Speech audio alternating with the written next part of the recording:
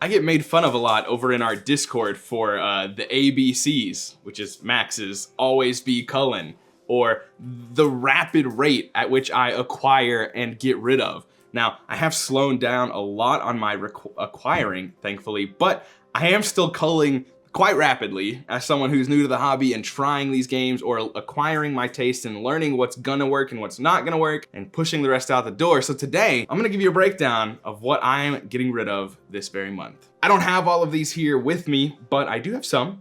Others have already left, and I'll just read them and talk to you about them. But we're gonna start with a banger, at least I think so. You may not care about this at all, but for me, this game brought me into the hobby. It was a game that I loved. It was a game that we played weekly, twice every Saturday. It was wild. We played this game all the time, especially with my friends David and Erica. This is Katan and the 5 to 6 player expansion, which I actually never used. It was still in shrink, but I'm getting rid of, well, I've gotten rid of Katan. It's gone. It's out the door. It's already been paid for. I no longer own Katan, which is wild because that game is probably a big reason why I'm here. Not, thanks Draco. Thank you. Not the only reason why I'm here, but a large reason why I'm here. Katan was the game that really introduced me to, wow, this is what modern board gaming has to offer. It's not just Clue, which I love, and Monopoly, which I hate. There's more out there. There's more to be seen, and Katan really opened the door. But over time, it's fallen out of favor with me. It's not a bad game. I will happily play Katan if someone puts it on the table. No problem with that whatsoever. However, if you looked at my copy of Katan, I would probably say we played it 25 plus times. All 25 times, I think, were with our friends David and Erica. They have moved on to bigger and better things in a different state, and we're super happy for them, but we don't get to play board games with them anymore. And honestly, I don't think I know anyone else that's ever even played that copy of Katan. It just felt, it felt wrong to get rid of, but it also felt like it was never gonna see the light of day, and I was moving it on to someone who can enjoy it more than I currently am. Next, we'll talk about one that is here. Where'd I put it? There it is. If you've watched a recent video of us, you probably know what's coming. This is AEG's Smash Up. We just did a video covering every single AEG game that we've had the opportunity to play, and Smash Up landed bottom on both Doolin and I's list. It's a fine game. I will never pull this out to play it. If someone wanted to play it desperately, I would do it. I would humor them, essentially. But I'll never pull this game out on my own to introduce it to anyone else. It's fine. It's not good to me. It could be great for you. I know lots of people love this game. There's a lot of love for Smash Up. Not for me. It's fine. That's about all I can say. If you want to hear more thoughts, you can maybe go check out that video, but I don't feel the need to get too into it right now. But essentially, it overstayed its welcome. It was fun while you analyzed your deck and saw what you had, and then after that, it was just kind of, I was ready for it to be over. Okay, moving on to another one that I do have here. This one is actually one that I've yet to play. Nine Tiles Panic. We got this one, both Doolin and I secured a copy at a Barnes & Noble sale for $4, I believe.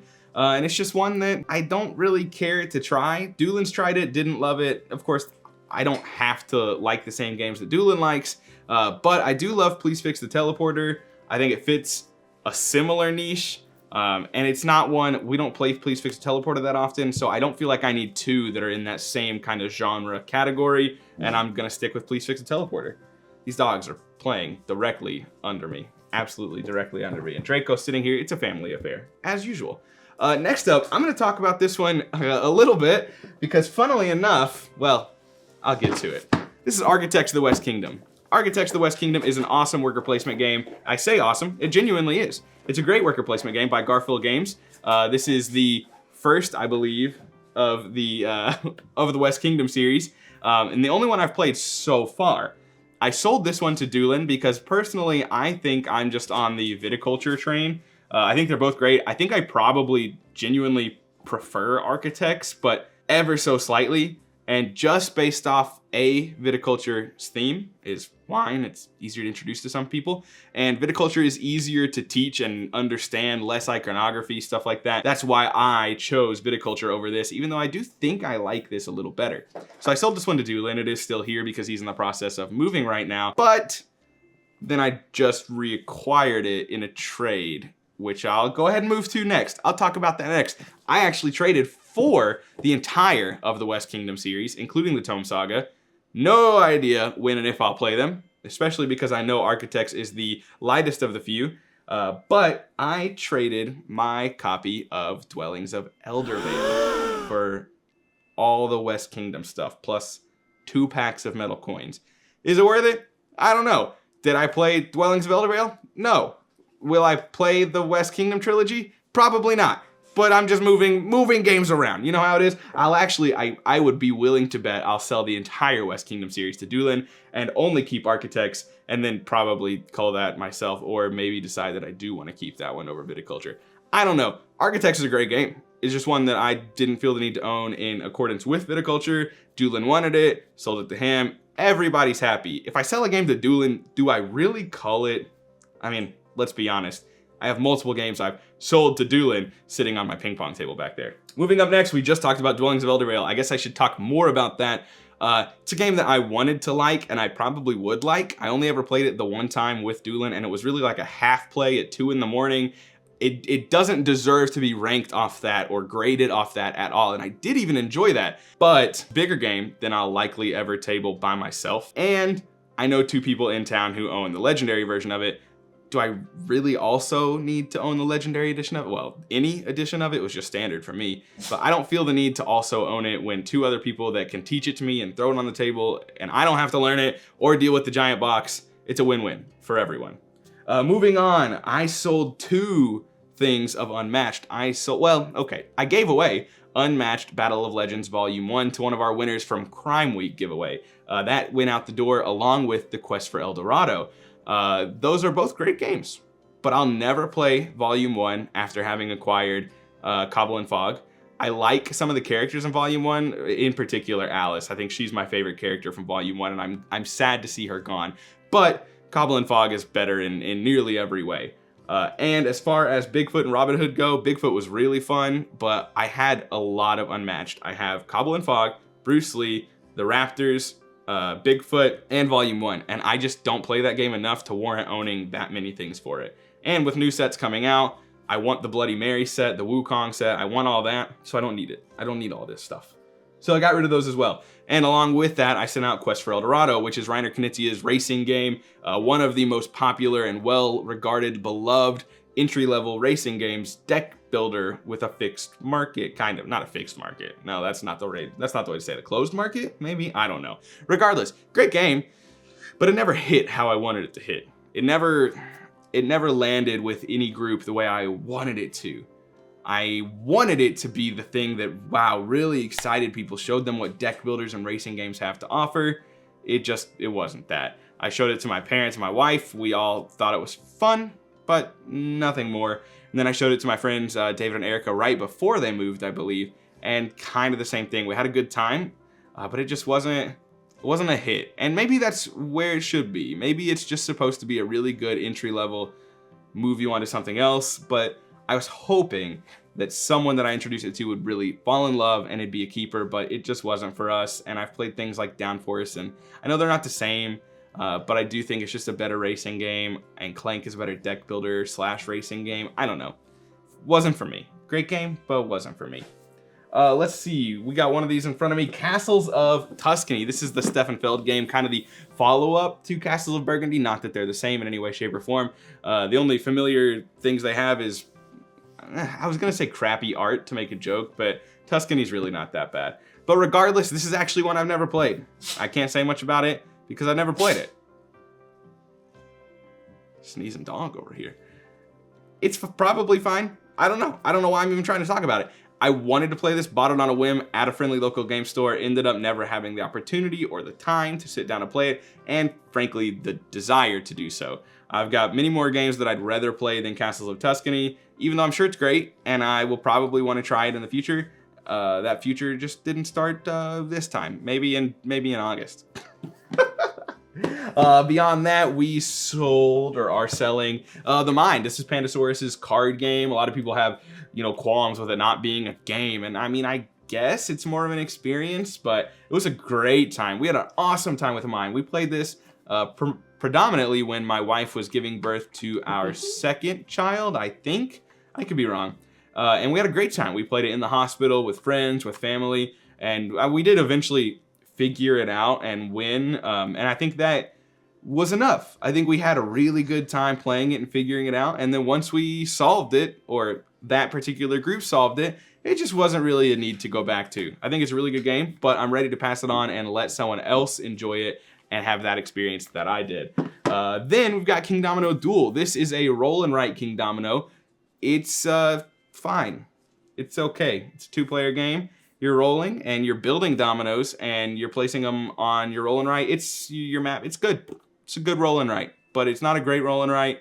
And I'd much prefer to play other things. I mean, I know they're not even remotely similar, but Welcome to, or I don't know, the Ganshan Clever or something like that. So King Domino Duel is just not one I needed to keep. Played it twice, and that was enough for me.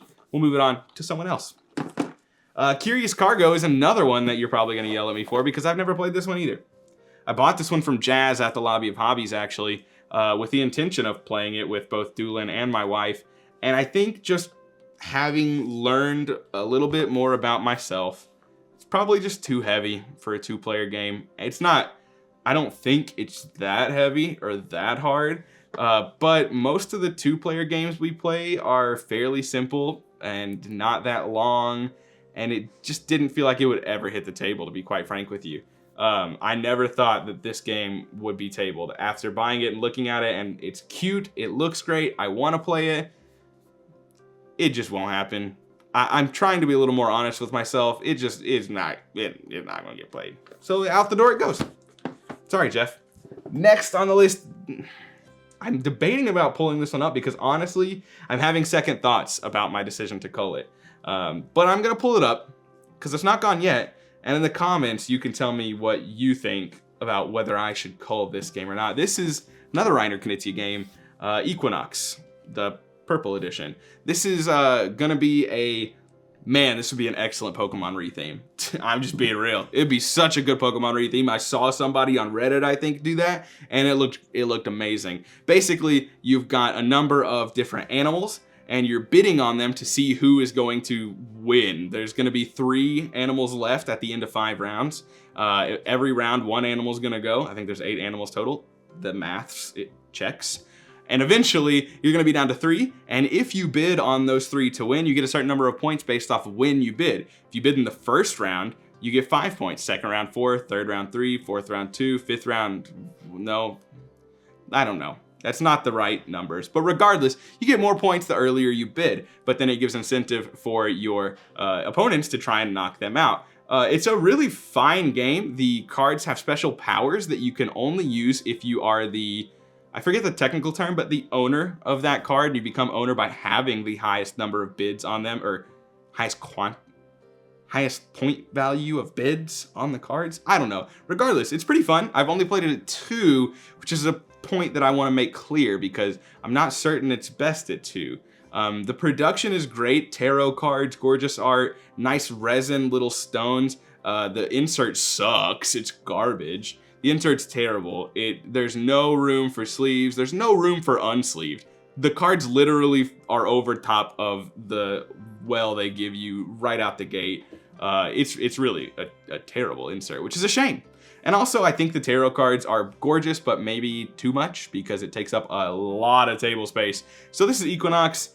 I want to try it again, I think. I'm thinking through it right now, and I think I might want to give it another shot before I get rid of it, but maybe not. I don't know. Let me know down in the comments what you think about Equinox. Think if I need to get rid of that one or not. I'd love to hear what you have to say. What else do I have? Done. That may be it. Like I said, there's like 20 more games over there that I'm culling, but you probably don't really care about all that. Game of Thrones Katan, never played it, still in shrink. Here to Slay, never played it, still in shrink. The Resistance, great party game, one of my favorite party games, but mostly ever played it with David and Erica. They're gone now. Don't really have anyone to play those kind of party games with right now. In fact, another one is Deception Murder in Hong Kong, but Doolin is buying that. But I mean, I guess I'm still culling it, technically, because I just don't see the way for me to get a play. Doolin has a pretty standard group with his family that's like 5 to 6. They play pretty regularly. Me personally, it's not going to happen. One-Eyed Ultimate Werewolf is probably being culled, maybe. I don't know. We'll see about that one. That's one I'd like to keep because it's a little simpler. Plus, if I'm going to play the Resistance again, I want Avalon because I've heard it's just better and I've heard it's the way to go. Welcome to the Dungeon. That one's going because it's fine. It's a little push your luck, entry level, super simple 5-minute game. It's really good time actually, but I'm never going to pull it out again. Quick Wits, it's just weak Anomia. So I have Anomia now. Why have Quick Wits? Oh, I guess we can talk about Enchanted Plumes, Mass Transit, and Allegory are probably all on my cull list. All unplayed. That was the Calliope Game Night Kickstarter. There's no reason why. I don't think they're going to be bad games. I just don't think I'm going to play them. I've heard Mass Transit's incredibly hard, which is cool, but not a game I think I'll play. Allegory is another bidding type game. I think you need at least 3 or 4. Not a player count that I have all that often. And then Enchanted Plumes, I've heard is actually a lot of fun, but it just doesn't seem like one that I would get to the table very much. So I'm trying to run you through the ones that I see over there. The lights are kind of. There's Railroad Rivals too, but never played it. Codenames Duet. Did I put that back on the shelf or did I get rid of that? I put Codenames Duet back on the shelf. I was debating about getting rid of it, but I've heard too many good things. So I think I'm going to try and play it with Danielle. This is all for now. There's more. There's more over there on the ping pong table, but probably all that you care about for today. So have I made any egregious or egregious? Have I made any egregious decisions getting rid of these? Is it bad idea to get rid of Curious Cargo, for example? I don't know. Let me know if there's any of these in particular that you want me to give a go before I let them go, or give another shot before I throw them in the pot. Whatever. Anyways, these are the games I'm getting rid of in July 2021. I hope you enjoyed the video, and as always, come back next time. If you've ever watched this channel before, you know. No, I should just do that for the other video, to be quite honest with you. If you've ever watched any of these videos